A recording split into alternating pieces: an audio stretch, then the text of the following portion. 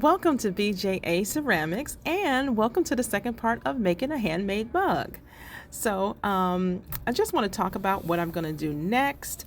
In the first video, I believe I ended off carving the foot of the mug, and I won't show that part because I pretty much finished with that one.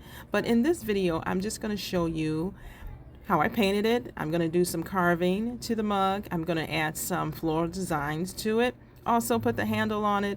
And at the end of the video, I'm going to show you the finished product. So stay tuned. Watch the whole video. It's only a little over 5 minutes. And watch it to its entirety. You'll enjoy it. And I will see you.